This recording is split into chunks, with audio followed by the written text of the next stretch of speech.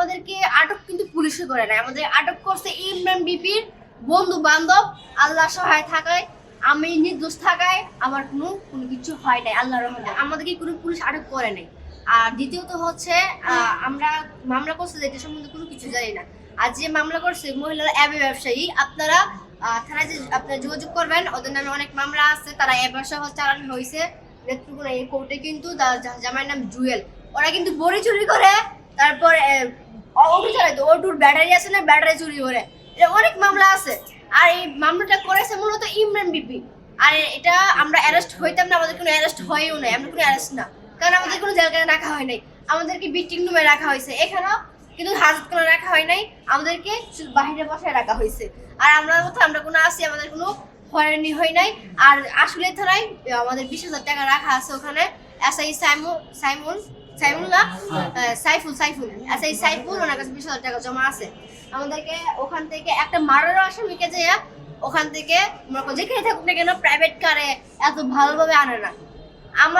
আমাকে জেলখানায় ঢুকানোর জন্য কি বলবো আপনাদেরকে। আচ্ছা, আপনার মা আছে আমাকে জেলখানার ভিতরে ঢুকানোর জন্য অনেক চেষ্টা করছে। আল্লাহ সহায় থাকায়, আমি নির্দোষ থাকায় আমার কোনো কিছু হয় নাই, আল্লাহর রহমতে। আচ্ছা, আপনার আম্মা রাখতে হবে আপনাদের, আল্লাহ জান কেউ নাই, তার আল্লাহ আছে। আমি নির্দোষ, তো আমি জামিন হয়েছে আলহামদুলিল্লাহ। আর আমাদেরকে আটক কিন্তু পুলিশে করে না, আমাদের আটক করছে ইমরান বিপির বন্ধু বান্ধব, যার নাম হলো সুজন, রুবেল এবং ইমরান বিপির ভাই রকি। ওরা আটক করছে আমরা মামলা তুলে নেওয়ার জন্য। আমরা কেন মামলা করছি এবং কি উল্টা পাল্টা অনেক কিছু। আমার যে গাড়ির ড্রাইভার আছে, ড্রাইভার থেকে মোবাইল এবং কি টাকা পয়সা চিন্তাই করে ইমরান বিপির বন্ধু সুজন এবং কি রুবেল রকি ওরা রাইখা দিছে। আমাদের বাসা পাল্টানো হইতেছে, বাসা পাল্টানোর পরে গাড়ির ভিতরে মালামাল সবগুলো তোলার পরে ইমরান বিপির ভাই আর ওর বন্ধু লকি, ওরা 4 জন মিলাইয়া গাড়ি আটকা দিছে। সুজন অনেক মানুষ দল হয়েছে, আমাদেরকে ভিডিও ধারণ করছে, অনেক কিছু করছে। করার পরে আমার মেয়ে 99 নাম্বারে কল দেয়। কল দেওয়ার পরে পুলিশ আসে, পুলিশ এসে আমাদেরকে এই মুহূর্তে আমাদেরকে উদ্ধার করে আমাদেরকে কোথায় নিয়ে যায়, আশুলিয়া থানায় নিয়ে যায়। নিয়ে যাওয়ার পরে থানার আমার গাড়ির ভিতরে দেখবেন আপনার ভিডিও আছে, গাড়ির ভিতরে কিন্তু ওর ভাই লকি যেটাই আমার ট্যাংরা আমাদের, এই যে আমার ট্যাংরা, এই আমার ট্যাংরা আমাদের বাড়ি দিয়া আমাকে আক্রমণ করে পর পুলিশ আমাকে মানে গাড়ি থেকে তুলছে। তোলার পরে আমাদেরকে ওইখানে নিয়ে যাওয়া যায়। নেওয়ার পরে ওরা বলতেছে আমার নামে নাকি ওয়ারেন্ট আছে। কি রে, আমি জানি আমার নামে কোনো মামলা নাই, কিন্তু তোমার নামে যে মহিলা মামলা করছে আমার নামে, ওর নামে আমি আগে মামলা করছি। দেখেন হাতে আমার 12টা সেলাই।